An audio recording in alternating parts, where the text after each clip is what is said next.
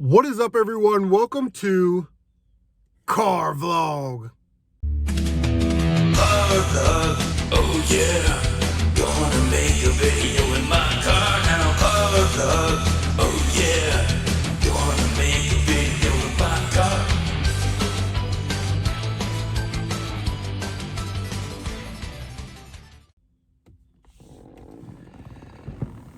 Here we go. It's been a while since we did a car vlog, man. My schedule has been crazy. Went to that red dot instructor class, and we had active shooter. Then I was working day shift, which I hate getting up at 4:30 in the morning, man.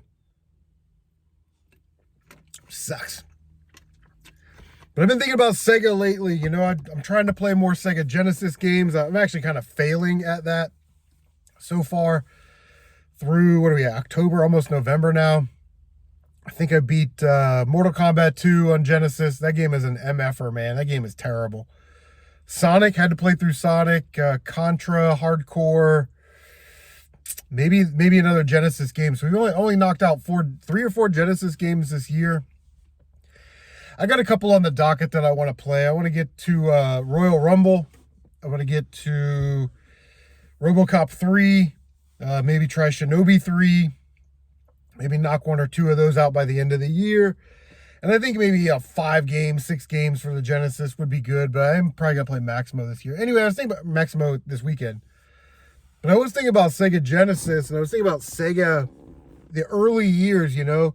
Nintendo came out. We had the gray box. And it just kind of took over the world. But Sega's Master System was actually really, really good. My aunt and uncle had a Master System. So we would go over there and play it. And it's like, the controller was familiar, you know, because it's got 2 buttons in the D-pad. Everything was bright and colorful. Everything moved, you know, the parallax scrolling, you know, all that stuff. Ran really well in the Sega Master System. So, you know, Sega had this beautiful console, and then they were the first in the 16-bit war with the Sega Genesis. They had a game plan, right? Beat Mario, cater to more mature audiences, lower the price of their consoles. You know, they had a pretty good game plan going. And I don't know what it is, but it was innovative to have a CD attachment. They were going to do this Sega Neptune thing. They decided that wasn't for them.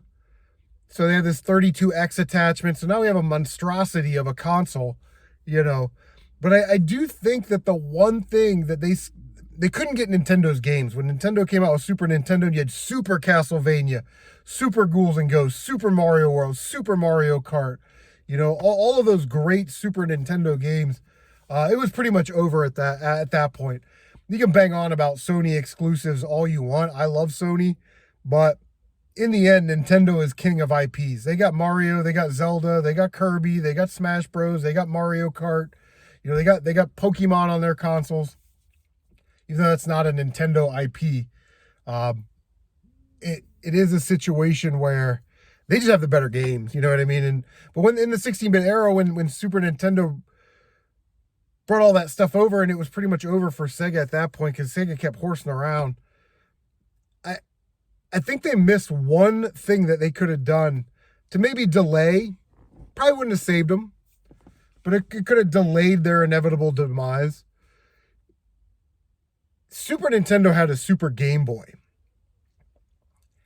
And I'm not sure why the Sega Genesis didn't have a Super Game Gear. Where you attachment, you put your Game Gear game in it, you put that in the Sega Genesis, and you can play your Game Gear games on TV, because Game Gear games were typically cheaper. You know, they weren't as expensive as a full Nintendo cartridge or Sega Genesis cartridge. And I think if you could just buy the attachment and play the games, more people probably would have bought those Game Gear games. You know, maybe sold a few more Genesis. And what also would have allowed them to do was slow down the production and the cost of making actual Sega Game Gears. You know what I mean? So I don't know if that would have been a legitimate business strategy for Sega, but I just don't understand why they didn't come out with a Super Sega Game Gear, you know, where you can play your Game Gear games on your TV. And to do that now, it's like you got to buy a Hyperkin, and then there's an attachment for the Hyperkin that you can play Game Gear games on. But at that point, why not just make a Super Game Gear? Yeah, it's crazy.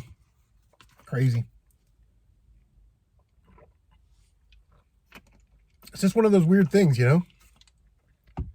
because Nintendo, it's not like they just made the Super Game Boy. They made like the Game Boy attachment for Game Gear, right? They kept those games. They keep those games alive still today. I would not play those games, any Game Boy games, if it wasn't for my Game Boy Advance player. It's so easy. Just pop that in, pop it up on the TV and play it. I can't look at little screens anymore because I'm going blind, because you know what they say causes going blindness. Looking into the sun, of course. But I'm watching a Mega Dan car vlog because he's completely ripped off my format. And he was talking about, who do you consider credible as a credible gamer? And he was specifically sort of hammering away at like IGN. If you get a game for free, or it's your job to just crank out reviews and stay in the good graces of Sony, Microsoft, and Nintendo, I can't take you as a credible source. I'll watch your review. It might be entertaining, something like that, but I really can't take your word for it. You know what I mean? Like if you're getting all these Switch games for free and every Switch game is an 8+, I mean, come on, man, stop the bullshit. I believe people, and I made a video about this. I took some shit for it, but I stand by it. I believe gamers that beat games. Not, I popped it in, played it for 20 minutes. Someone that's played through the story mode on normal mode at least one time, I value their opinion. So that's like Megadan, Captain Algebra, Mr. Matthews, Phil Twerpin, Stampede Gaming, and a couple others. You know what I mean? You guys kind of know who you are. But I would trust their opinion of a game over any bigger news outlet, media outlet, whatever you want to call it. So, and I'll give you an example. If I had to do a review after the first hour of playing Shovel Knight, I would have said that is the biggest piece of garbage game. Don't waste your time. It's stupid and it's ridiculous. 3 out of 10. 2 out of 10. 2.5 out of 10. Somewhere between 2 and 3 out of 10. But I stuck with that game. I played through it once on normal mode, went back, did a couple of the side quests, not all of them or whatever, the extra things that you do. And I really like Shovel Knight. It's a really good game. Donkey Kong Country 3 is the same way. I played it for like an hour. I was like, man, this game is dumb. I hate this game. I stuck with it, played through it on the normal mode. You actually 103% it on the normal mode. That's 100%. But, and I really like Donkey Kong Country 3. It's probably my second favorite Donkey Kong Country game because I don't really like Donkey Kong Country 2 that much. I'm a weirdo. But you see where I'm going with this. Someone that's played a game for a couple hours and then says, oh, this game is great. Well, maybe the ending is really bad and it's a letdown. Or maybe they played it for a couple hours and like, oh, this game is terrible and you shouldn't play it. But they didn't open the wine bottle and let it breathe. And they didn't experience all the other really cool stuff that they have in the game. Now, I'm not one that's going to like bang on about, well, this one little area was glitched or there was this one little problem. Developers make mistakes, and I kind of take the game as a totality of circumstances, everything encompassing that game, how I feel about it. But I think it's dangerous to watch some of these people because they aren't credible. They're cranking out these videos for views, and that's what we do on YouTube. I get it, but they don't really care about the product. You can tell when some of these people make videos about, is the Virtual Boy worth playing in 2023? No, what? No, you're making video that you're making content that you don't want to make just to get views. I get it. We're all in the subscriber and the views hunting game. I get it. You know what I mean? But Christ, if you're making videos that you don't want to make or you don't care about making just for that purpose, now YouTube's a job, and you maybe want to think about maybe this isn't the right job for you. You know what I mean? If you got to struggle that much. I make the videos I want to make, regardless of how many views it gets. But, and I think I'm a credible source. If I say Ninja Gaiden 3, I think is easier than the first Ninja Gaiden game, and it's better than the second Ninja Gaiden game, I can give you a bunch of reasons why. And then it's up to you as the consumer to go, Chris was right about that, but I think he was still wrong about that. Oh, okay, cool. You know what I mean? That's what the community is for, to have these lively and spirited debates. But yeah, I wouldn't trust my gaming source to be IGN or GameSpot or any of these other sort of bigger gaming media outlets, nor would I trust anybody that gets games for free to provide an unbiased review. anybody is trying to say in the good graces of the major companies, probably really can't trust them as credible reviewers. Sure, their content might be fun to watch, but yeah, I would just take that with a grain of salt.